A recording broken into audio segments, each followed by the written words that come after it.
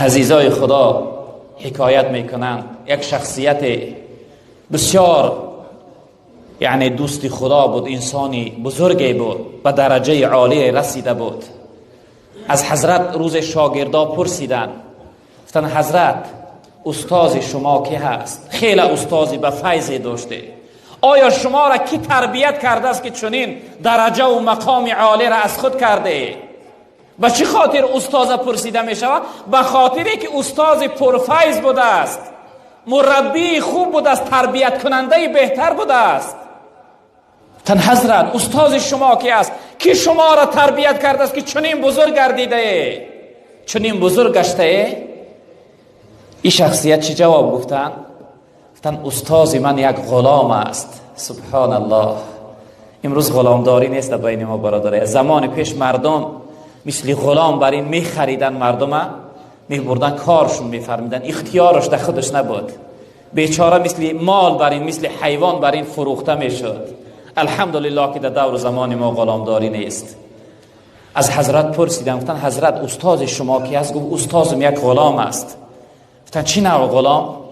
گفت من در وقتش دارنده بودم، بای بودم، بازار غلام خری رفتم در بین مردم نگاه کردم، یک غلام خیلی بلند قامت بزبله، میگه نگاه کردم گفتم هر جا کرده بزبله هست، بلند قامت است، این بسیار کارگر است.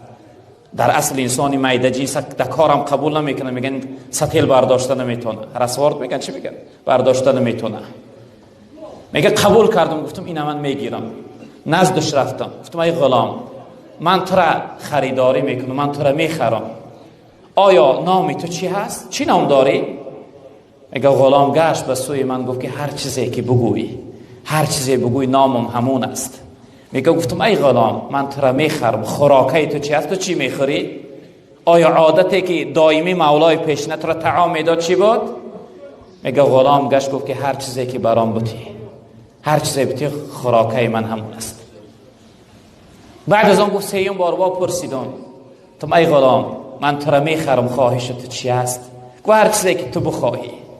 گو هر وقت هر سوال از غلام میپرسیدم، غلام وابسته به خودم میکرد، میگو هر چیزی که بودی خوراکم همون است، هر چیزی بگوی نامم همون است، هر چیزی که تو بخواهی خواهشم همون است.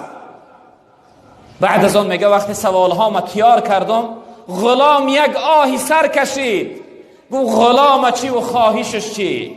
غلام باید خواستی صاحبش نگاه کنه که صاحبش از او چی میخواه. میگه این سخنی غلام من در فکری خودم گرفتم و تفکر کردم، فکر کردم غلام چی و خواهشش چی. برادری عزیز بزرگوار، من و شما دعوا داریم که ما بنده الله هستیم، ما را چی و خواهشمون چی؟ ما باید خواستی او را نگاه کنیم که او از ما چی میخواه.